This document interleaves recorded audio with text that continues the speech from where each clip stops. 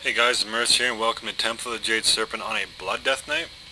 So let's just jump right into it. What is his core abilities? We have Plague Strike, a vicious strike that deals 100% weapon damage plus 421 and infects a target with Blood Plague, a disease dealing shadow damage over time. We have Icy Touch, chills a target for 2,976 frost damage and infects them with Frost Fever, a disease that deals periodic frost damage for 30 seconds. We have Heart Strike, instantly strike the target and up to 2 additional nearby enemies, causing 170% weapon damage plus 1,340 on the primary target, with each additional enemy struck taking 25% less damage than the previous target. Damage dealt to each target is increased by an additional 15 for each of your diseases present. We have Death Strike, focuses dark power into a strike that deals 235% weapon damage plus 1,323 to an enemy and heals you for 20% of the damage you have sustained during the preceding 5 seconds, minimum of at least 7% of your maximum health. This attack cannot be parried. And we have Rune Strike. Strike the target for 175% weapon damage. This attack cannot be dodged, blocked, or parried. Alright, so when to use them, we're going to keep Plague Strike and Icy Touch up on our targets. We're going to use Heart Strike when we can, Death Strike when we need heals or to hit really hard, and Rune Strike when we need a rage dump. Okay, let's see our passives. We have Blood Parasites. Your melee attacks have a 10% chance to spawn a Bloodworm. The Bloodworm attacks your enemies, gorging itself with blood until it bursts to heal nearby allies, lasts up to 20 seconds. Blood Plague, a disease dealing 1,215 shadow damage every 3 seconds for 30 seconds caused by Plague Strike and other abilities. Blood Rites, whenever you hit with Death Strike, the Frost and Unholy runes will become Death runes. When they activate, Death runes count as Blood, Frost, or Unholy. Crimson Scourge, increase the damage dealt by your Blood Boil by 40%, and when you land a melee attack on a target that is infected with your Blood Plague, there's a 10% chance that your next Blood Boil or Death and Decay will consume no runes. We have Frost Fever, a disease dealing 1,118 frost damage every 3 seconds for 30 seconds, caused by Icy Touch and other spells. Improved Blood Presence, increase your rune regeneration by 20% and reduces the chance that you'll be critically hit by melee attacks while in Blood Presence by 6, so that is going to be our presence. Our Mastery, each time you heal yourself with Death Strike, while in Blood Presence you gain 124% of that amount healed as physical damage absorption shield. On a Pale Horse you become as hard to stop as death itself. The duration of movement slowing effects used against you is reduced by 30% and your mounted speed is increased by 20%. This does not stack with other movement increasing effects. Parry gives a chance to parry enemy melee attacks. Blood Specialization grants stamina. We have Rolling Blood, that's a talent, I'll get that in a minute. Sanguine Fortitude, your Icebound Fortitude reduces damage taken by an additional 30% and costs no runic power to activate, which is this one, 3-minute cooldown. Scarlet Fever causes your Blood Boil to refresh your diseases on the target it damages and your Blood Plague to also afflict enemies with weakened blows, and what that does is just reduce their physical damage by 10% for 30 seconds. We have Scent of Blood. Your successful main hand auto attacks have a chance to increase the healing and minimum healing done by your next Death Strike within 20 seconds by 20%, and to generate 10 runic power. This effect can stack up to 5 times. We have Vengeance. Each time you take damage, you gain 2% of your unmitigated damage taken as attack power for 20 seconds. Veteran of the Third War, increase your total stamina by 9 and your chance to dodge by 2. And Will of the Necropolis, when a damaging attack brings you below 30% of your maximum health, the cooldown on your rune tap ability is refreshed and your next rune tap has no cost, and all damage taken is reduced by 25% for 8 seconds. This cannot occur more than once every 45 seconds. Let's jump right into our talents. We have Rolling Blood. Your Blood Boil ability now also triggers Pestilence if it strikes a diseased target. Purgatory and Unholy Pact. Unholy Pacts grant you the ability to fight on through damage that would kill mere mortals. When you would sustain fatal damage, you instead are wrapped in a shroud of Purgatory, absorbing Incoming healing equal to the amount of damage prevented lasting 3 seconds. If any healing absorption remains when Shot of Purgatory expires, you die. Otherwise you survive. Best tooltip in Mist of Pandaria, one of at least. This effect cannot occur more than once every 3 minutes. Chillbane. Victims of your Frost Fever disease are chilled, reducing movement speed by 50% for 10 seconds, and your Chains of Life immobilize a target for 3 seconds. And why this is so important is not only for PvP, but for PvE Blood Death Knight. If one of your DPS, a ranged DPS, attacks too early, you can Chains of Ice it, it will stop, and you can get aggro back on it immediately. It's very, very important. Or you could go Asphyxiate, lifts an enemy target off the ground and crushes their throat with dark energy, stunning them for 5 seconds. Functions as a silence if the target is immune to stuns. It replaces Strangulate, whereas opposed to this is just a passive. I like this one. Conversion continuously converts runic power to health, restoring 3% of your maximum health every 1 second. Only base runic power generation from spending Only base runic power generation from spending runes may occur while conversion is active. This effect lasts until cancelled or all your runic power is gone. And we have Runic Empowerment. When you land a damaging Death Coil, Frost Strike, or Rune Strike, you have a 45% chance to activate a random fully depleted rune. Alright, let's take a look at our glyphs. Glyph of Dark Secure. When you kill an enemy that yields experience or honor while in Frost or on Holy Presence, your next Death Strike within 15 seconds is free and restores 20% of your maximum health. You can have this, but because I'm going to be in Blood Presence, I'm going to get...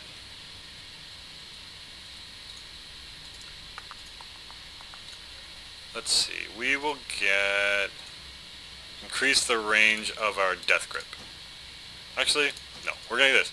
Causes your anti-magic shell to absorb all incoming magical damage up to the absorption limit, so we're going to go ahead and get that for damage. Now we have Glyph of Dancing Rune Weapon. Increase your threat generation by 100% while your Dancing Rune Weapon is active, but reduces its damage dealt by 25%. Enemies affected by your Death and Decay are also slowed by 50%. Our Path of Frost allows us to fall greater distances. The ghouls summoned by your Army of the Dead no longer taunt their target, and we have Assortment of Ghouls when we summon Army of the Undead. Okay guys, so let's jump right into it. Guys, and welcome back to Temple of Jade Serpent on a Blood Death Knight. So we're going to open up with our Icy Touch, followed by our Plague Strike, and a Heart Strike with a free Blood Boil. And we're going to get a Death Strike out there just for the rune conversion. And going to get my D&D out there to get AoE aggro. Okay, going to get Blood Boil up and pull them right out of the pool on the ground.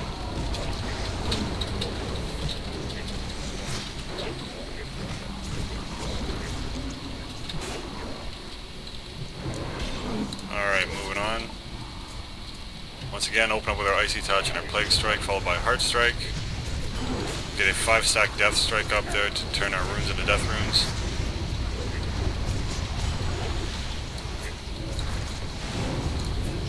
And let's get a little creative here. Gonna get our Bone Shield up,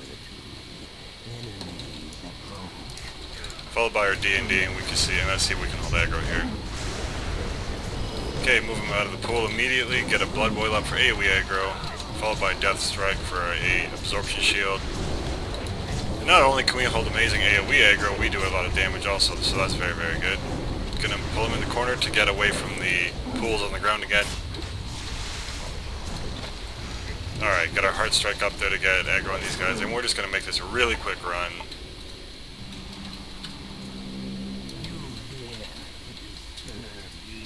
Alright.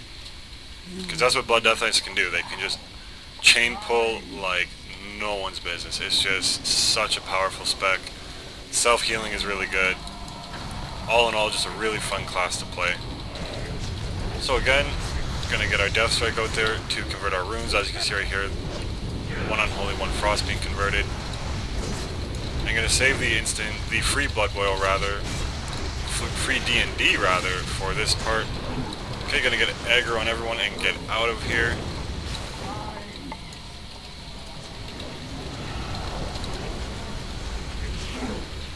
Alright, there we go. aggro right here. 5 stack of Death Strike up there. Get another one. Get more Death Runes. More Death Runes we have, the better for a Blood Death Knight. Alright, I'm gonna get these guys right out of the pool on the ground.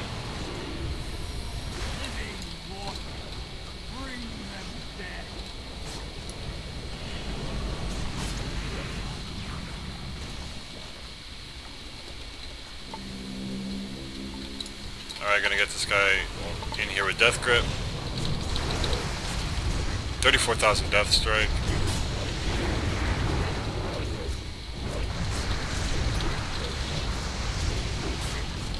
And again, laying down my D&D early.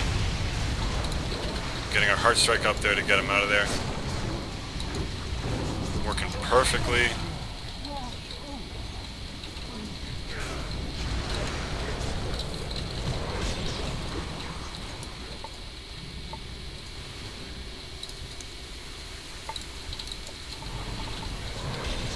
Okay, gonna pull him in the middle once the pool goes away. That'll be right now. Keep him in our mage's Flame Strike. Get our D&D up. Followed by Heart Strike and pull him right out.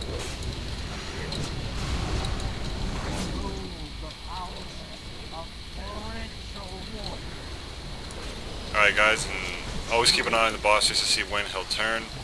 Gonna get our army out here just for a little bit of extra damage. Get our Outbreak up. Our Death Strike. Followed by a few Heart Strikes.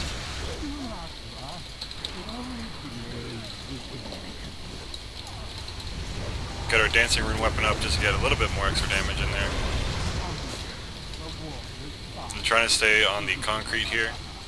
Because if we go in the water, it will hurt you. Get a D&D up.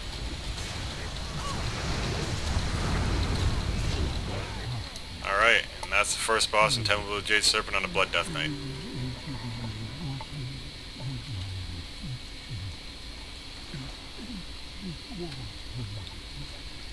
So Blood Death Knights will be very, very, very powerful. In PvP rather, I've been PvPing on live a few times each day for the past 2 or 3 days, and I ran into a few Blood Death Knights, and they have just...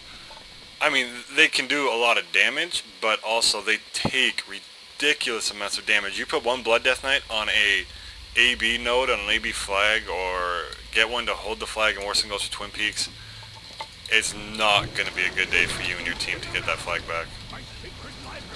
Okay, so AoE rotation is very, very simple. Just lay down your D&D, go in, get a few Heart Strikes up, get a Blood Boil in. Gonna get a Death Strike up right there. Death Grip him back. Never turn your back on any mob while you're a tank, because you cannot block or parry when they're behind you. Still gonna get a 5-stack Death Strike up right here, get an Absorption Shield. Alright.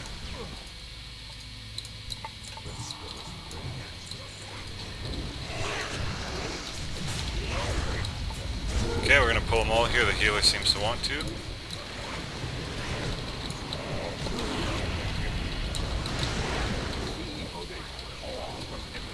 So whenever I Blood Boil, Pestilence will proc.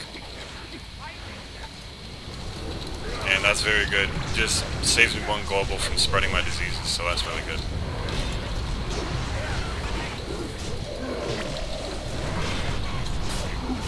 I'm gonna get my free Blood Boil up right here.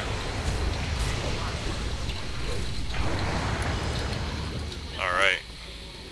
Gonna get D&D up here because it's almost inevitable that the other group will pull.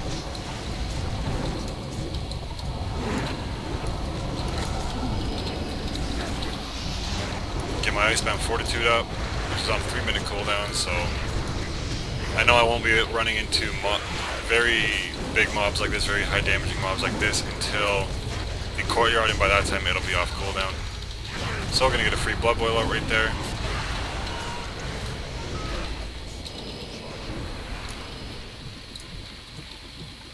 Get a D&D up, followed by an Outbreak and Blood Boil to spread it. Get a few Heart Strikes out there. 3-man mobs are amazing for Heart Strike because it hits up to 3 people, so it's really easy to hold aggro.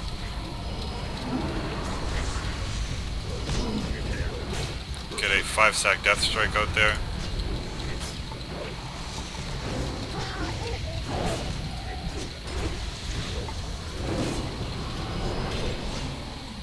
Alright, I'm gonna jump on down here.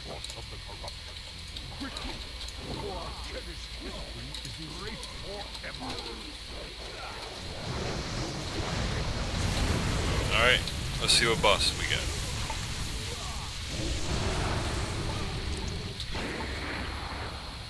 Alright, we got the boss I prefer, and that's the moving discs that don't move and don't do much, other than sit there and take your damage.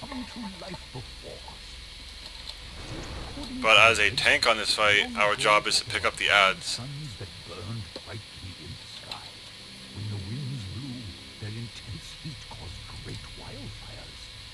Crops wilted, villages burned, and families wandered endlessly to seek refuge from the flames. I can allow this no longer. The fires, they are burning the library. Alright, so I will start attacking these guys just to help out a little bit.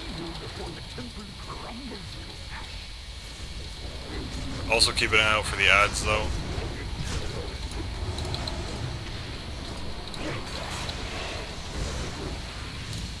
Okay, right here we have an ad, so I'm going to pick that up immediately.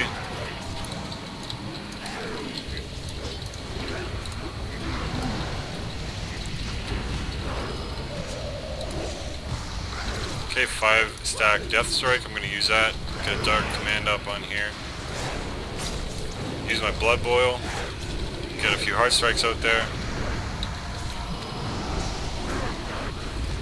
And get my Rune Strikes running to get some runes back up here.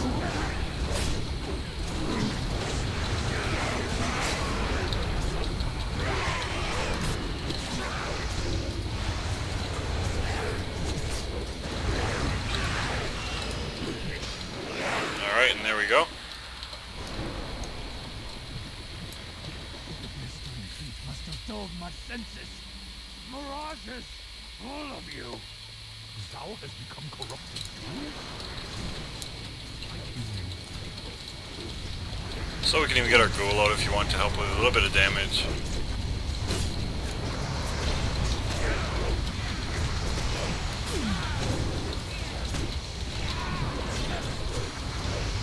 Get our Dancing Rune up with Threat Generation and a little bit more damage. Now I'm moving into here just to get some heals up, but unfortunately this boss is ranged, so that did not work 100% how I wanted it to. No problem, I'm gonna lay down my D&D, get my Blood Boil out, and there we have it. Alright, moving on.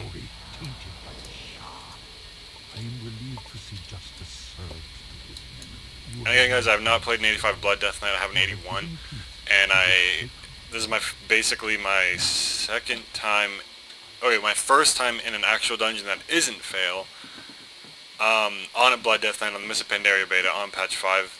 The spec and our spells are now all live on patch 5, you can do it, you can play this class right now, so that's very, very good.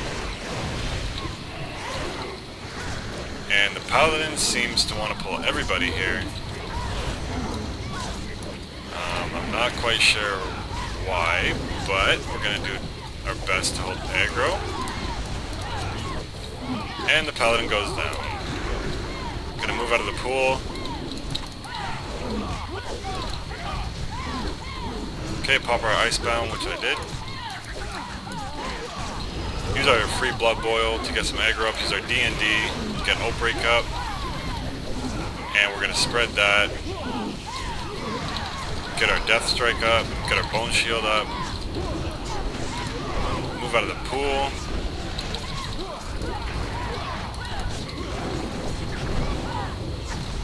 okay, gonna stay in my Mage's Blizzard, but I have to move out of the pool right here. My healer is just out of mana, so I have to keep an eye on that. So we're gonna get a free Blood Boil up again. I'm going to use my Death Strike to keep the Absorption Shield up on myself, use Heart Strikes to get Runic Power back. Okay, using my D&D to where I will be moving. And one thing I could do if I wanted to, if I'm taking too much damage, I could kite these guys with chains of ice.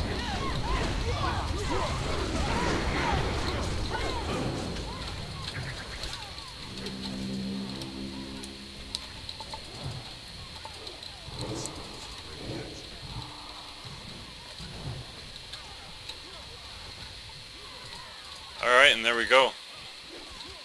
That was really, really fun.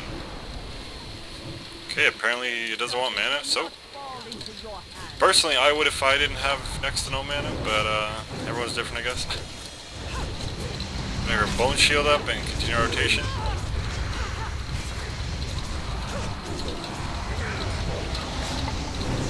Notice I have a magical debuff, so I get my anti-magic shell out there just to get rid of some of that damage.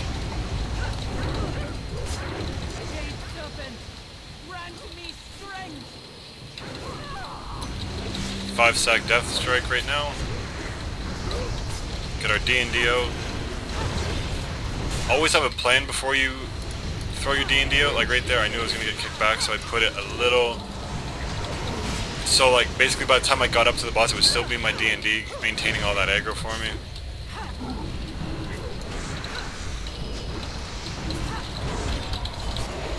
Okay, 5-stack death strike again.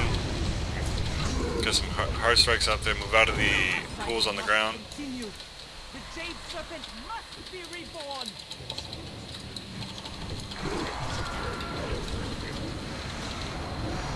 Okay, moving the boss closer to the empty space.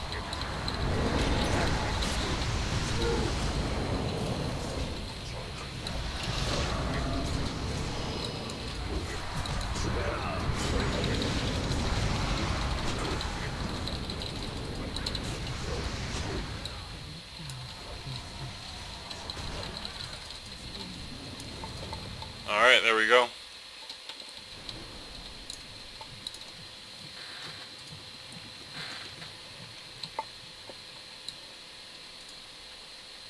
Seeing if the healer's interested in mana, and it is not.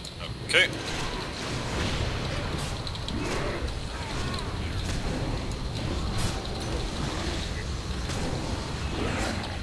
So again, gotta keep him out of the pool, try and interrupt the spell that puts the pool there in the first place.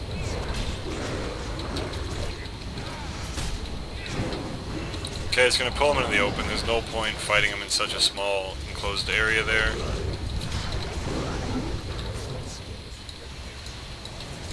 So I have a 5-stack death strike. I'm gonna get that out there right there.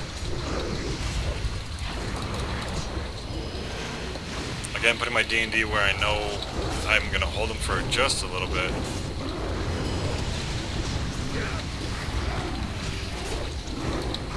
Moving him again for the pools.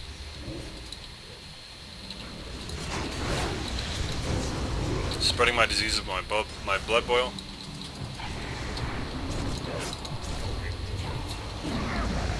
Getting my heart strikes out there.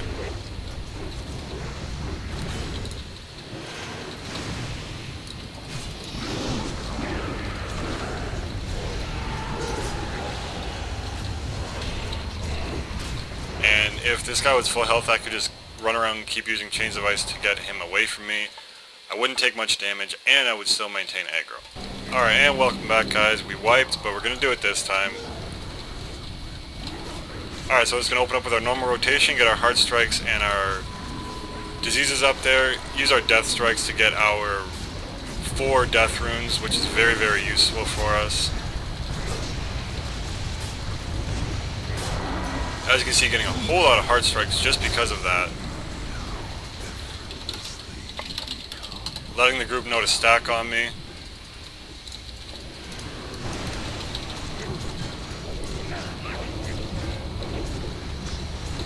Getting my death strike out there as quickly as I can to get the death runes again.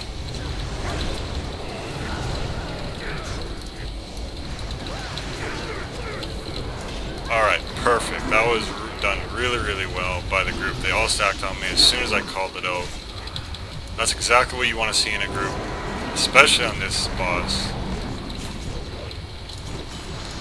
Getting our D&D out there. Gonna get my army out as soon as I can on the next shadow phase. So I'm gonna be looking to actually save the one of each room. Okay, I'm just gonna kind of relax on aggro right here and pop it as soon as I can. Getting my army out.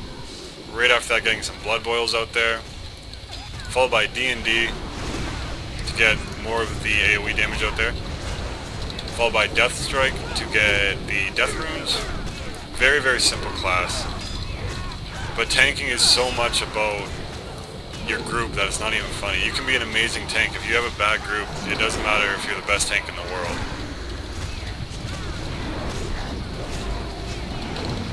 So just getting my Iceman Fortitude out there to stop some damage.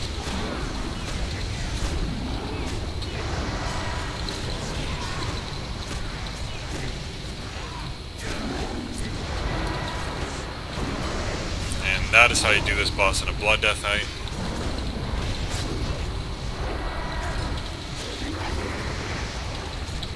And again guys, it is really, really important. One thing I really want to stress, and one thing I've wanted to stress a lot since I've been making videos, and especially my tanking videos, if you're a DPS or a healer, don't pull, let the tank pull. It's very important that happens, because in this dungeon we've had 2 or 3 wipes on the last boss with another healer that kept pulling. And because of that, we kept wiping on a very simple fight. You know, this fight is very, very simple. You just need to know what you need to do, and you need to play your role. If you want to pull, get a tank is what I'm trying to say. It's really important. Alright, and there we go. This is Temple of the Jade Serpent on a Blood Death Knight, concluding the Death Knight series in our major series, going through all the classes and all the specs, and in the same dungeon, Temple of the Jade Serpent, so it's comparable. I hope you guys enjoyed it. I hope you liked it. I hope it was entertaining. If it was, be sure to subscribe, like, and comment. It would greatly, greatly help me. Thank you guys very much, and as always, happy hunting.